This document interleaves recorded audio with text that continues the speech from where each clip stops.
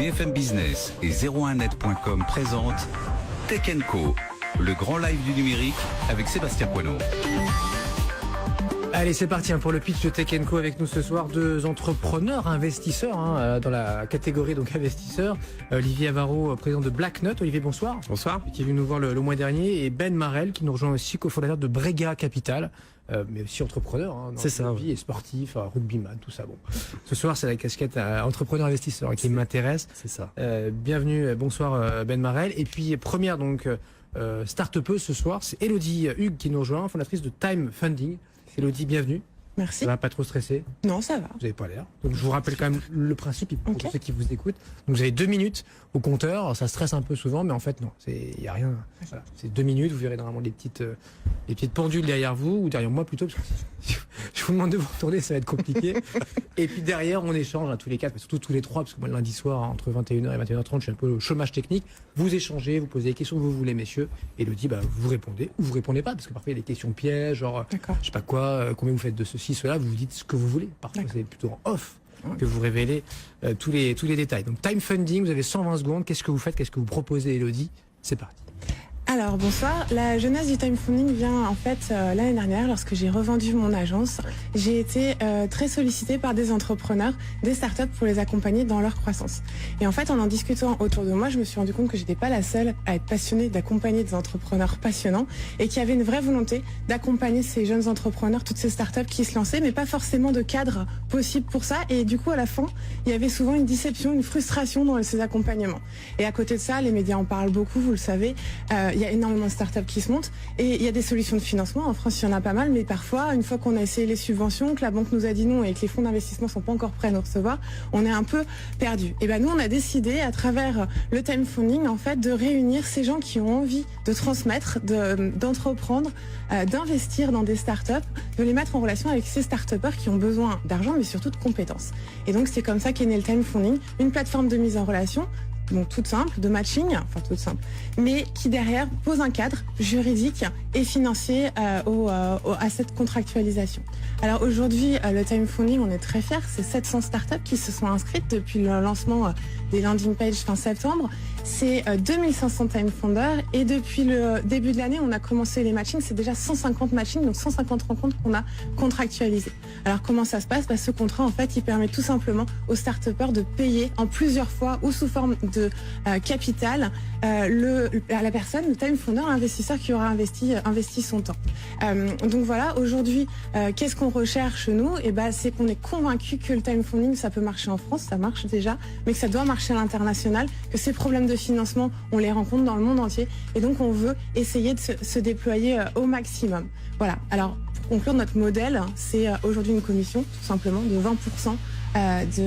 Du montant estimé de l'investissement qu'on prend au début et en fin de mission. Voilà, aujourd'hui on recherche à peu près 4 millions d'euros pour attaquer l'international.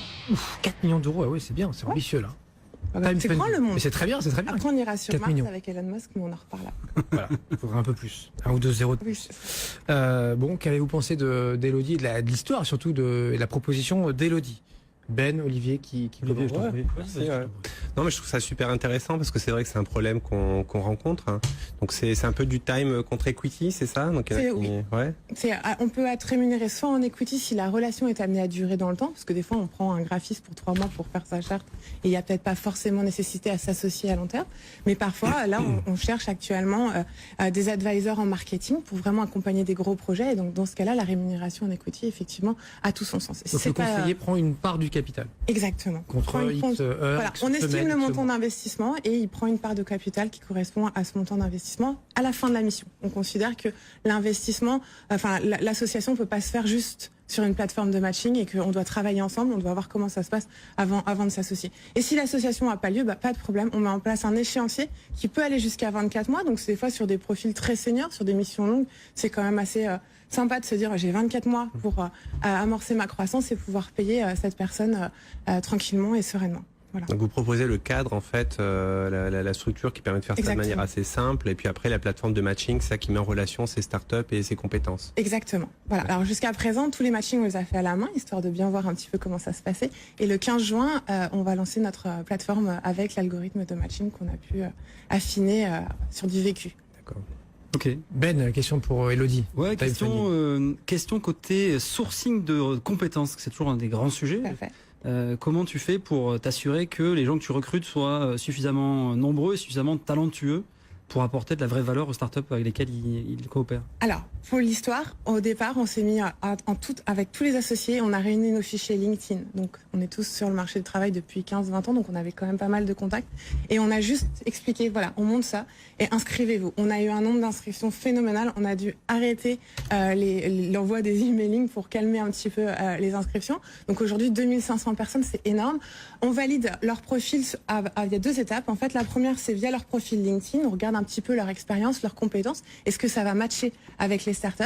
Et derrière, aujourd'hui, on organise une visioconférence avec la startup. C'est en fait un entretien où start-upper et le Time Founder vont se rencontrer. Et en fait, on va pouvoir valider, comme dans un entretien d'embauche, finalement, que la collaboration va être possible. Et après, le contrat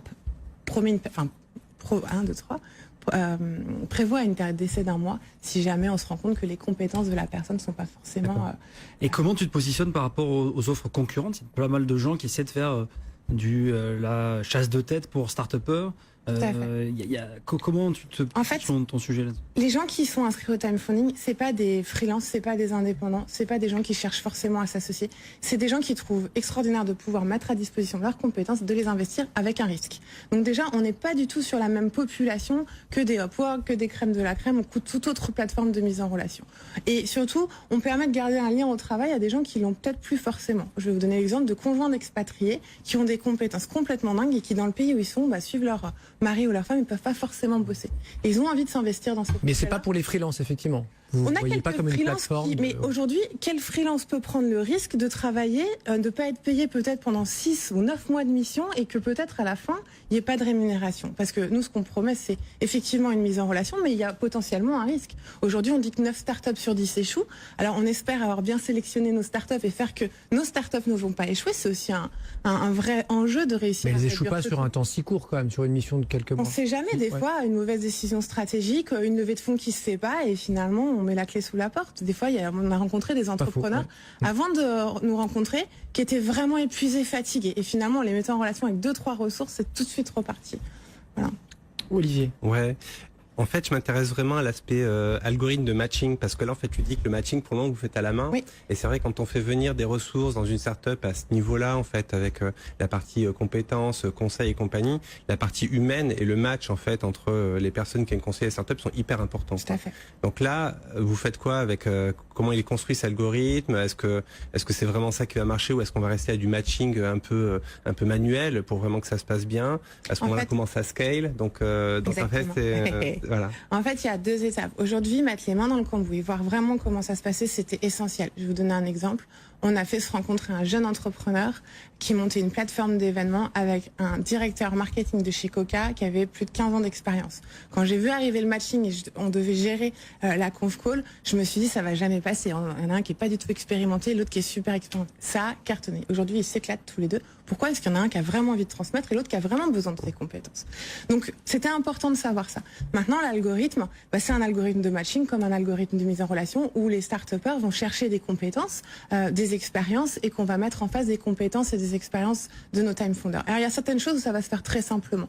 On a énormément de demandes en développement informatique, par exemple. Si j'ai 4 langages, c'est très rapide avec un algorithme d'aller chercher les personnes qui maîtrisent ces 4 langages. Aujourd'hui, on se prend toute la base à la main. On s'en souvient un petit peu à chaque fois qu'on cherche un développeur, par exemple. En revanche, sur des missions qui demandent, je sais pas, des profils plus spécifiques, on a une start-up qui montait un drone marin qui nous a demandé quelqu'un pour programmer son drone marin. Là, il faut aller chercher des compétences spécifiques et on a besoin d'humains. Donc notre idée, c'est quand même de réussir à scaler en automatisant ce qui peut être automatisable au maximum et après en gardant de l'humain là où c'est vraiment nécessaire. Voilà. Et de toute façon, aujourd'hui, notre machine se termine finalement toujours avec une visioconférence où on est présent ou pas, où les gens se rencontrent et peuvent décider d'avancer ou pas. Physique, ouais, parce qu'à un moment donné, on a... Alors, on essaye d'être full remote, on essaye d'être international, donc on pousse pas les rendez-vous physiques, mais en tout cas, la visioconférence aujourd'hui ou la conférence téléphonique, quand ça... Et est-ce que tu n'as pas vocation, justement, tu vois, le voyage de la start-up, c'est quand même un sprint de 42 km avec un sac chargé de cailloux. Est-ce que ces ressources, elles n'ont pas vocation à être plutôt très ponctuelles, c'est difficile de se reposer sur quelqu'un que l'on sait être à durée de vie plus ou moins limitée dans une start-up. Comment tu gères ça ou comment tu vois ton positionnement en termes? En fait, il y a plusieurs typologies de missions. J'ai besoin je donnais l'exemple du développeur ou du graphiste, c'est 4-5 mois de mission, après j'en ai plus besoin, j'aurai tout ce qu'il me faut, ou au contraire je cherche un associé. Donc on va adopter finalement le matching nécessaire à ce qu'attend la start-up. Si elle me dit aujourd'hui, moi j'ai une start-up qui se lance dans la blockchain, qui cherche quelqu'un, un geek spécialisé en marketing, en web marketing, pour l'aider à faire sa levée de fonds. C'est une recherche hyper spécifique qui va pas demander des compétences aussi simples que quelqu'un qui me ferait une intégration d'un site internet. Donc voilà, on va vraiment aller chercher à chaque fois en fonction des besoins les meilleures compétences. Ultime question tous les deux, Ben. Ouais. Une dernière. Ouais. Moi, c'est les 4 millions. Alors, je trouve ça hyper ambitieux et j'adore. Je trouve que vous aussi, vous avez bloqué. Enfin, pas bloqué, mais j'ai pas bloqué, mais je me dis bon, il faut. Tu vois, quand tu voilà, il faut over deliver quoi. Donc c'est quoi le sujet avec 4 millions? On fait quoi? On va où? Qu'est-ce que c'est quoi le plan des 6 à 12 mois qui viennent?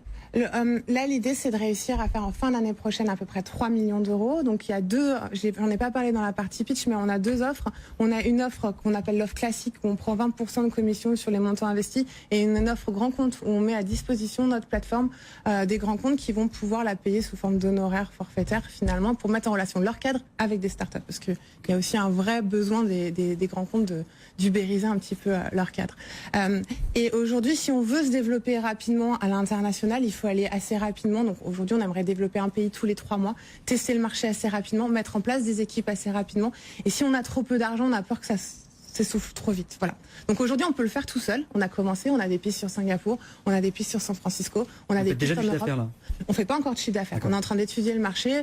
On a vu, il y a des grandes startups comme Blablacar ou Vente Privée qui ont fait des erreurs en dépensant énormément d'argent en allant en Inde pour Blablacar ou aux États-Unis pour Vente Privée. On peut faire la même erreur. Donc on étudie vraiment. Est-ce que les gens sont prêts à investir là-bas? Est-ce que les startups ont besoin de ces financements? On va tester en trouvant des time founders dans chaque pays pour tester. Mais une fois que l'attraction existe, on veut que ça délivre vite. Ok. Bon, Olivier, si il vous reste une question, ce sera après la pause parce que là on a plus le temps. On va faire rentrer dans un instant une seconde start-up. Merci beaucoup Elodie pour Time Funding. Non, c'est pas vous qui avez été. On a écouté longuement et on avait plein de questions pour vous. Twitter aussi répond et commente. Superbe idée nous dit Tom donc sur le hashtag TechCo. Faisons avancer nos entreprises. Time Funding. Voilà. L'idée visiblement lui a plu. Autre idée dans un instant. Autre profil. Saphir nous présentera Lokiz. LOK-IZ. Je ne sais absolument pas de quoi ça parle. C'est le principe aussi, on avance un peu à l'aveugle. Le soir, les investisseurs ne connaissent pas les entrepreneurs qui viennent pitcher face à eux. C'est en direct, c'est sans filet, à la radio, à la télé. À tout de suite. BFM Business et 01net.com présentent Tech & Co, le grand live du numérique avec Sébastien Poineau.